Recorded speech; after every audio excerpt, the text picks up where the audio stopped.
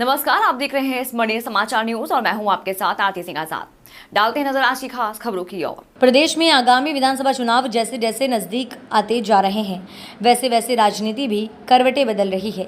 जहां छोटे छोटे दल अपने आप को सक्षम बनाने की जगह की तलाश में हैं, वहीं सत्ताधारी पार्टी अपने नेताओं की करतूतों से समिति दायरे में सिमटती जा रही है। भाजपा भले ही सरकार बनाने के लिए नए नए प्रयोग कर रही हो, लेकिन उसे ही ये प्रयोग लील जाएंगे, ये कहना है राजनीतिक विश्लेषक विवेक नामदेव का। बताते हैं कि एक तरफ मुख्यमंत्री शिवराज सिंह चौहान नित्य नई योजनाओं की घोषणा कर जनता को लुभाने में लगे हैं, वहीं सत्ता की चाशनी चट रहे नेताओं को इससे कोई फर्क नहीं पड़ता। नेताओं के बयान और करतूतें सिर चढ़कर बोल रही हैं। हाल ही में इसका सबसे बड़ा उदाहरण सीधी कांड को भी सभी ने देखा। शिवराज भले ही आदिवासियों को साधने में कोई कोर कसर नहीं छोड़ रहे, लेकिन उनके नेता सीधी में एक आदिवासी व्यक्ति पर मूत्र विसर्जन कर रहे हैं। इस पेशाब कांड ने पूरे देश में मध्य प्रदेश की किरकिरी करवाई है। चुनाव का सटीक विश्लेषण के साथ मेरे साथ मौजूद है राजनीतिक विश्लेषक विवेक नामदेव, जो राजनीतिक पर अपनी खास रुचि रखते हैं, खास राय रखते हैं, राजनीतिक ज्ञान पर अच्छी समझ रखते हैं।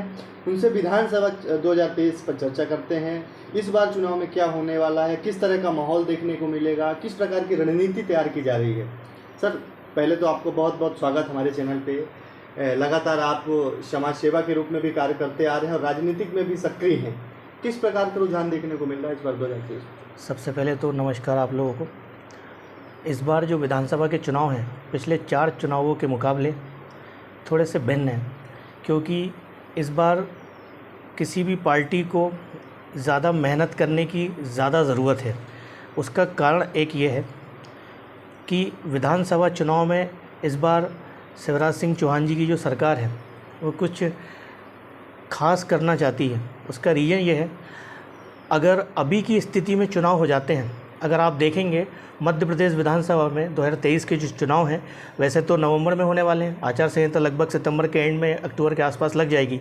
लेकिन अगर अभी की स्थिति में चुनाव होते हैं और एक हफ्ते बाद ये घोषणा हो जाए कि चुनाव का परिणाम आया है, तो आप देखेंगे कि 60 और 40% का रेशो जो है चुनाव परिणाम में आएगा। वो 60 और 40% रेशो जो है वो ऐसा कि कांग्रेस के पक्ष में 60% माहौल बना हुआ है और 40% भाजपा के पक्ष में माहौल बना हुआ है।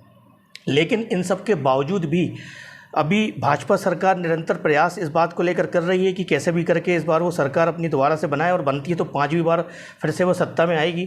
लेकिन अगर हम देखें तो मुझे ऐसा, जब मैंने लोगों से बातचीत करी और हम प्राकृतिक माहौल देख रहे हैं, प्रकृति मतलब एक प्रकार से लक होता है, पार्टियों का भी लक होता है, नेताओं का भी अपने आप में एक लक होता है। तो हम देखें कि भाजपा इस समय जो भी करने का प्रयास कर रही है, कहीं ना कहीं वो अपनी ही योजनाओं में औंधे मुँह गिर जाती है। एग्जाम से कह सके कि घिरे हुए नजर आ रही है, या तो बैलेंस ना बना पाना जी, कहीं ना कहीं जनता को खुश ना कर पाना जी, एक ये बड़ा रीजन है। कहीं ना कहीं एक योजना आती है तो दूसरी योजना से मार खा जाती है जी। तो इसमें क्या कहना है? नहीं, देखिए, मैं वही बोलना चाह रहा था कि आप अगर देखेंगे कि मैं मध्य प्रदेश में सबसे पहले अभी करंट का जो इशू है वो आदिवासियों का इशू आपने सुना, हम सब जग जाहिर है। मैं उसके बारे में आपको थोड़ा सा बताऊँगा कि अगर हम देखें कि मध्य प्रदेश में शिवराज जी और केंद्र में मोदी जी लगभग 3 सालों से आदिवासियों को साधने में लगे हुए हैं। आदिवासी वोटर, क्योंकि सबसे बड़ा फैक्टर था उस बार कांग्रेस की सरकार जब बनी थी, 47 सीटें दलित सीटें, आदिवासी सीटें आती हैं। आप देखेंगे लगभग 3 सालों से मोदी जी और शिवराज जी मध्य प्रदेश में आदिवासी वोटर्स को साधने में लगे हुए हैं। इसी के कारण देखते हुए केंद्र में हमने देखा कि राष्ट्रपति जी द्रौपदी मुर्मू जी को बनाया, आदिवासी तबके से आती हैं। उसके बाद आपने देखा होगा हाल ही में कुछ समय पहले मोदी जी ने लगभग हबीबगंज स्टेशन का नाम परिवर्तन करके रानी कमलापति के नाम पर रखा। रानी कमलापति की मूर्ति भी लगी। बिरसा मुंडा जयंती पर, बिरसा मुंडा जी के जयंती पर उन्होंने मध्य प्रदेश गवर्नमेंट ने छुट्टी भी घोषित करी। इन सब के बावजूद शिवराज सिंह चौहान जी लगातार आदिवासी क्षेत्र में दौरा कर रहे हैं। इन सब चीज़ों के 3 साल की मेहनत पर, मोदी जी और शिवराज जी की 3 साल की मेहनत पर एक व्यक्ति ने आकर तुरंत पानी फेर दिया मूत्र विसर्जन करके। आप देखिएगा वो एक, उससे भाजपा की किरकिरी हुई और पूरे भाजपा और मध्य प्रदेश का नाम पूरे भारत में भी बदनाम हुआ आदिवासियों को लेकर कि आदिवासियों की स्थिति ये है। लेकिन आपने देखा होगा कि वो एक घटना थी, वो हुई और पता लगा, जब जांच हुई तो हम सब ने देखा कि वो 2 साल पहले की घटना थी। लेकिन जैसे ही उस घटना का वीडियो वायरल हुआ और लगातार मध्य प्रदेश के हर क्षेत्र से इस तरह के वीडियो आने लगे। नंबर 1 आप देखेंगे। नंबर 2, हाल ही में मध्य प्रदेश के युवा जितने भी हैं, मध्य प्रदेश के युवा मध्य प्रदेश सरकार के खिलाफ रहे हैं लगभग ये 2018 के कार्यकाल जब चुनाव हुए उसके बाद से। आप देखिए, क्योंकि उनके अंदर एक रोष था कि भाई वैकेंसी नहीं आ रही, युवा जो है लगातार गवर्नमेंट नौकरी की तैयारी कर रहे हैं और कहीं कहीं उनको वैकेंसी नहीं मिल रही है। और जैसे ही वैकेंसी आती है पटवारी की, और हम सब ने देखा कि पटवारी की वैकेंसी आई और ये वैकेंसी युवाओं को साधने के लिए आई थी। उसके पहले वन रक्षक की वैकेंसी आई, कांस्टेबल की वैकेंसी आई, और कहीं ना कहीं पटवारी की जब वैकेंसी आई तो शिवराज जी और उनके पूरे कैबिनेट और भाजपा गवर्नमेंट को लगा कि युवा थोड़े से भाजपा के पक्ष में कंट्रोल हो जाएंगे। ये जी मैं यहाँ पे क्रॉस जी जी आपको, अभी आपने पटवारी की बात की। जी, हाल ही में विपक्ष द्वारा एक मतलब प्रस्ताव पारित किया गया है पटवारी में घोटाला का। जी जी पटवारी घोटाला, और एक स्टूडेंट का भी वो आया है हाल ही में, एक लल्लन टॉप न्यूज़ चैनल के माध्यम से। जी। जो टॉपर है 3rd नंबर रैंक में आई जी है, जी। उसका इंटरव्यू लिया गया। जी जी उसको ये नहीं पता कि हमारे जिले कितने हैं। जी जी सबसे बड़ी बात, टॉपर है, 3rd रैंक आ रही है। जी जी। और उसको जिले नहीं पता, और क्या बोलते हैं ये नहीं पता कि नर्मदापुरम किस, मैंने भी उस वीडियो को किसमें देखा। आता है। जी जी। तो ये किस तरह से देखते हैं आप इसको आप क्या कहेंगे आप? देखिए, इसमें मुझे या किसी को भी कहने का ज़रूरत नहीं है, ये तो केवल एक जांच का विषय है। और हम जब देखेंगे, और मुझे लगता है कि ये कहीं ना कहीं कुछ तो हुआ है। नहीं तो एक व्यक्ति जो टॉप कर रहा है उसको कम से कम इस बात का तो ज्ञान होना चाहिए कि नर्मदापुरम संभाग में कौन सा जिला आता है। मैंने देखा था उस पत्रकार को भी, जब उन्होंने उस लड़की से टॉपर से जी ऑप्शन भी दिए थे। वो मुझे लगता है कि आज के इस युग में सोशल मीडिया के युग में ज़रा से बच्चे भी जानते हैं इन सब चीज़ों को, तो वो कहीं ना कहीं संदेह के दायरे में है। और मैं वही उसको कंटिन्यू मैं वही बोल रहा था कि ये नहीं लगता कि बीजेपी के लिए एक बहुत बड़ा नुकसान है और एक बहुत बड़ा नहीं, ये बिल्कुल इसमें नुकसान होगा। और मुझे लगता है कि शिवराज जी ने जो निर्णय लिया है इस पूरी पटवारी की वैकेंसी को लेकर, कि उन्होंने तत्काल वैकेंसी को जो ज्वाइनिंग उन बच्चों को देनी थी उनको रोक दी है। और हो सकता है कि इस पर कुछ अच्छे परिणाम आए, बच्चों के भविष्य को लेकर भी और सरकार के भविष्य को लेकर भी, लेकिन जाँच का विषय है वो होनी चाहिए। अब आते हैं दूसरे सब पे। आप राजनीतिक के विशेषज्ञ माने जाते हैं और काफ़ी एक्सपीरियंस रहता है, काफ़ी दौरा हुआ आपका। जी। भोपाल की सीटों को क्या कहेंगे? आप भोपाल के निवासी हैं और भोपाल में आप काफ़ी पूर्व में भी समाज सेवा के रूप में भी कार्य कर चुके हैं। किस तरह से सर? देखिए, भोपाल की सीटों को लेकर काफ़ी सस्पेंस बना हुआ है, क्योंकि कुछ सीटें तो ऐसी हैं कि जहाँ पर 10 से 12 कैंडिडेट लगे हुए हैं टिकट के लिए। भोपाल की सबसे ज़्यादा जो सीट चर्चित रहेगी इस चुनाव में वो रहेगी मध्य विधानसभा क्षेत्र की सीट। मध्य विधानसभा और दक्षिण पश्चिम विधानसभा आरिफ अकील और आरिफ मसूद का क्षेत्र है। और अभी जब मैंने मध्य विधानसभा क्षेत्र के कार्यकर्ताओं से, भाजपा और कांग्रेस के और आम पब्लिक से जब मैंने चर्चा की, तो उन सबका ये कहना था कि आरिफ मसूद इस समय जो है वो मध्य विधानसभा क्षेत्र में अपना गढ़ बनाने की ओर आगे बढ़ रहे हैं। इसका मतलब ये हुआ कि कहीं ना कहीं भाजपा को नुकसान हो सकता है। बस वहाँ पर एक ही चीज़ फैक्ट जो है वो मायने रखाएगा कि सीटों का बंटवारा। ये तो खैर मध्य प्रदेश के सभी सीटों पर देखने को मिल सकता है कि अगर भाजपा को ये चुनाव जीतना है या कांग्रेस को चुनाव जीतना है तो वो टिकटों का बंटवारा किस तरह करती है। क्या वो पारंपरिक सीटों की ओर जाती है कि भाई हमारी पूर्वजों की सीटें तो लगातार उसको फॉलो करेगी। अगर मध्य विधानसभा सीट की हम बात करते हैं तो मध्य विधानसभा सीट में जब मैंने लोगों से चर्चा की, वहाँ के भाजपा के कार्यकर्ताओं से चर्चा की, कांग्रेस के तो ऑफकोर्स वो उन्होंने बोला कि आरिफ मसूद जीते हुए कैंडिडेट हैं, वो दोबारा विधायक बनेंगे। लेकिन जब मैंने भाजपा के लोगों से, जब कार्यकर्ताओं से मध्य विधानसभा क्षेत्र में चर्चा की, तो उनका ये कहना था कि यहाँ पर केवल 2 ही कैंडिडेट ऐसे हैं जो आरिफ मसूद को पटकनी दे सकते हैं। एक तो रामेश्वर शर्मा जी और दूसरे आलोक शर्मा जी। ये 2 व्यक्ति ऐसे हैं जो चुनाव में आरिफ मसूद जी को टक्कर दे सकते हैं। यह वहाँ के लोकल कार्यकर्ताओं की राय है और आम पब्लिक की भी यही राय है, जो भाजपा के पक्ष में वोट करते हैं उन लोगों की। लेकिन उसी सीट पर लगभग 6 से 7 कैंडिडेट भाजपा के हैं जो वहाँ से टिकट चाहते हैं। अब भाजपा के लिए ये मुश्किल का दौर होगा कि उस सीट पर किसको चुनाव लड़ाएं, क्योंकि वो चुनावी दृष्टिकोण से देखा जाए तो वो सीट जो है सबसे ज़्यादा महत्वपूर्ण है। एक सीट गोविंदपुरा सीट है, काफ़ी चर्चित रहती है और काफ़ी बाहुबल सीट है। किस तरह से देखते हैं आप गोविंदपुरा सीट? देखिए, गोविंदपुरा सीट जो है वो लगभग 50 सालों से भाजपा के पक्ष में रही है वो सीट। आपने देखा होगा वो गौर का गढ़ कहा जाता है उस सीट को, गौर का गढ़। पहले स्वर्गीय श्री बाबूलाल गौर जी पूर्व मुख्यमंत्री उधर से लगातार 8 बार विधायक भी रहे और अभी वर्तमान में कृष्णा गौर जी वहाँ की विधायक हैं।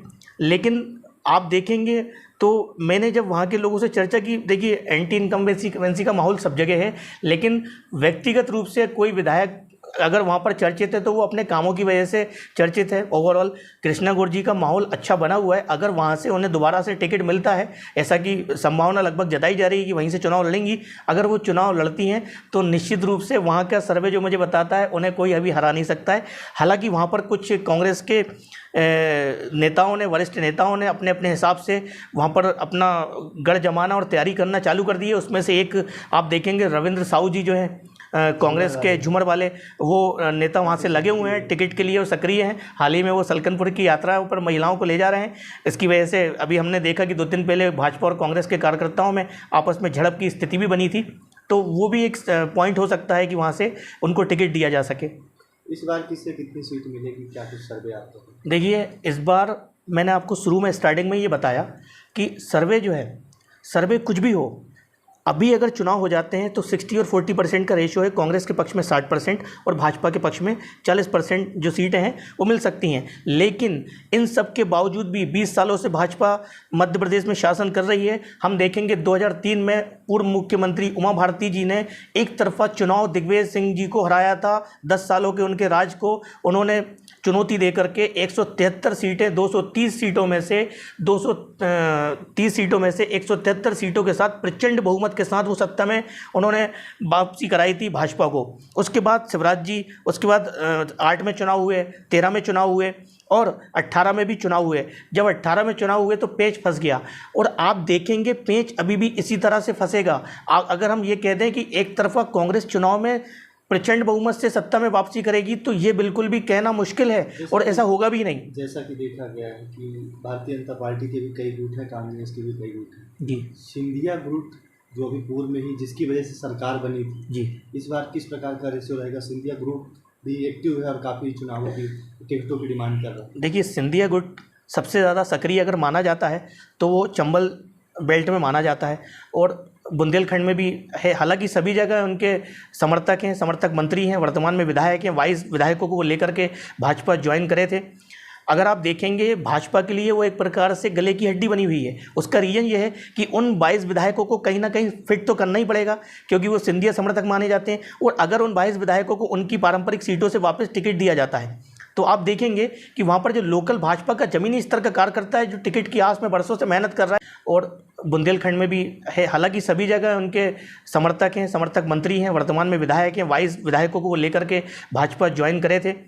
अगर आप देखेंगे भाजपा के लिए वो एक प्रकार से गले की हड्डी बनी हुई है। उसका रीज़न ये है कि उन 22 विधायकों को कहीं ना कहीं फिट तो करना ही पड़ेगा क्योंकि वो सिंधिया समर्थक माने जाते हैं। और अगर उन 22 विधायकों को उनकी पारंपरिक सीटों से वापस टिकट दिया जाता है तो आप देखेंगे कि वहाँ पर जो लोकल भाजपा का ज़मीनी स्तर का कार्यकर्ता है, जो टिकट की आस में बरसों से मेहनत कर रहा है, भाजपा के कार्यालय में दरी बिछाता है, तो उसको भी तो कुछ ना कुछ चाहिए। तो ऐसे में आपसी दरार की स्थिति पैदा होगी। क्या नहीं लगता कि आपको आपसी दरार की वजह से बीजेपी को नुकसान होगा? बिल्कुल, इस वजह से नुकसान होगा। ये 2018 के चुनाव के बाद जब सिंधिया जी के माध्यम से भाजपा ने सत्ता में वापसी करी थी तो सबको बड़ी खुशी हुई थी कि सिंधिया जी अपने 22 विधायकों के साथ सत्ता में बस भाजपा में ज्वाइन करे हैं और सत्ता में सरकार में वापस भाजपा आ गई है। लेकिन अब वही सिंधिया जी और वही सिंधिया का गुट जो है भाजपा के लिए कहीं ना कहीं रीढ़ की हड्डी। आप भी तो राजनीति से सक्रिय हैं और राजनीति में रुचि रखते हैं, काफ़ी एक्सपीरियंस भी है, इसमें आपका क्या विचार है?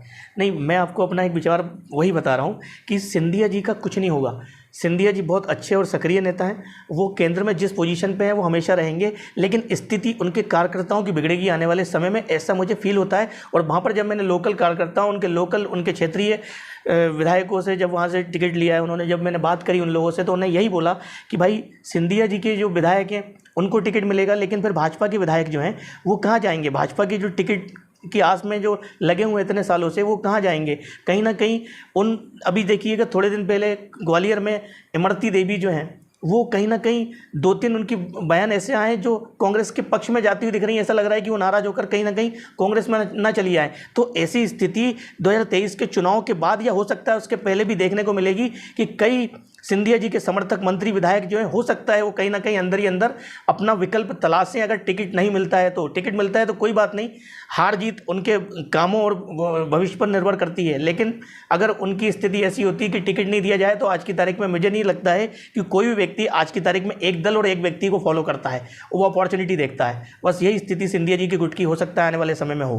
सर, जैसा कि देखा गया है कि भाजपा में जो पुराने कार्यकर्ता हैं लगातार वर्षों से संघर्ष करते आ रहे हैं, उन पर भरोसा कम और युवाओं को जो आज कह सके कि छोटभैया नेता जिनको बोलते हैं, व्हाट्सएप में डीपी लगाना, बड़े बड़े जगहों पे फोटो खिंचवाना और कई सारी गतिविधियां जी जी जो है उनके बारे में क्या है? देखिए, भारतीय जनता पार्टी क्योंकि इस बार ये देखते होंगे जो मंडल क्वेश्चन अध्यक्ष जो जी मंडल अध्यक्ष की जो सीढ़ी थी तो काफी युवाओं की थी, जी जो वरिष्ठ कार्यकर्ता थे, पुराने कार्यकर्ता थे, उनको लूप लाइन में डाल जी दिया गया था। तो क्या ये जो सवाल आपने किया है बहुत अच्छा सवाल किया, और इसका एग्जाम्पल, सटीक एग्जाम्पल मैं मध्य विधानसभा क्षेत्र से दूंगा।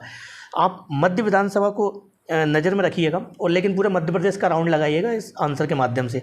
अगर आप मध्य विधानसभा में जाइए और आप वहाँ पर पाएंगे कि 35-35, 40-40 साल पुराने कार्यकर्ता जो है वहाँ पर पटिया पे बैठ के राजनीति कर रहे हैं, और वहीं युवा लोग, आप कोई भी मंत्री या कोई भी विधायक उनके क्षेत्र में जाता है तो युवाओं को पहले से इस बात की सूचना मिल जाती है कि मंत्री जी और विधायक जी आ रहे हैं, तो युवाओं का जमावड़ा लग जाता है, और बुजुर्ग कार्यकर्ता जो हैं उन्हें इस बात की भनक भी नहीं लगती। कहीं ना कहीं उनके अंदर बहुत ज़्यादा रोष है, क्योंकि बुजुर्ग कार्यकर्ताओं की, जो सीनियर कार्यकर्ता है, उनकी अनदेखी भाजपा में देखने को इस समय मिल रही है, और जिसका नुकसान भाजपा को हो सकता है।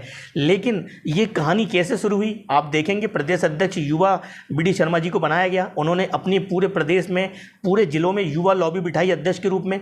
जिला अध्यक्षों ने अपने मंडल अध्यक्षों को युवाओं के रूप में बनाया, मंडल अध्यक्षों ने वार्ड अध्यक्ष को बनाया। इस तरह पूरी युवाओं की चेन जो है मध्य प्रदेश में सक्रिय हो गई BD शर्मा जी के नेतृत्व में। इसीलिए युवाओं, बुजुर्गों को लगता है कि हमारी कहीं ना कहीं अनदेखी की जा रही है।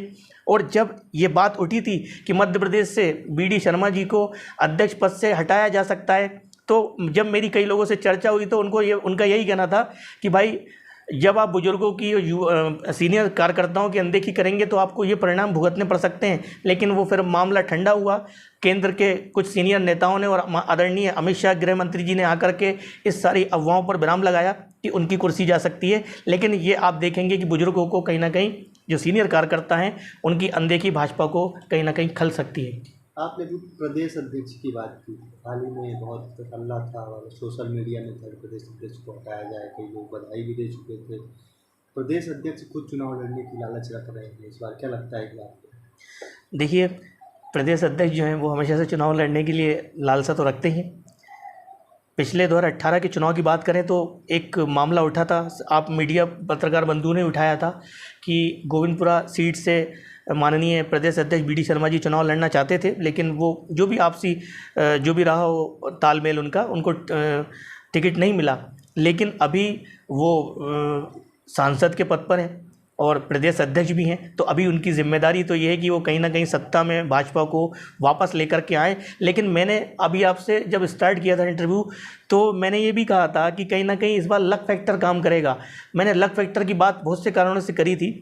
नरेंद्र सिंह तोमर जी 2018 में प्रदेश अध्यक्ष थे, 2008 में प्रदेश अध्यक्ष थे, तो सत्ता में भाजपा वापस आई। 2013 में नरेंद्र सिंह तोमर जी जो है प्रदेश अध्यक्ष थे, तो सत्ता में वापसी करी। 2018 में राकेश सिंह जी प्रदेश अध्यक्ष थे, सुपड़ा साफ हो गया था भाजपा का। अभी माहौल बस देखना ये है कि वर्तमान में BD शर्मा जी प्रदेश अध्यक्ष नहीं, मुझे लगता है कि कहीं ना कहीं भाजपा को इस बात का इल्म है और उन्होंने तालमेल बिठाने के लिए उनको प्रदेश की कमान नरेंद्र सिंह तोमर जी को दे रखी है, क्योंकि भाजपा को ये पता है और मुझे लगता है कि भाजपा भी इस तरह के गणित जरूर ध्यान रखती है। अब आ जाते हैं सर मध्य प्रदेश की जो अहम विधानसभा सीट है, जो एक अहम जिला माना जाता है, विंध्य क्षेत्र जी। एक सुर्खियों में रहता है विंध्य क्षेत्र, पूर्व से भी कई विधानसभा अध्यक्ष देख लीजिए, मुख्यमंत्री देख लीजिए, बिल्कुल, है ना।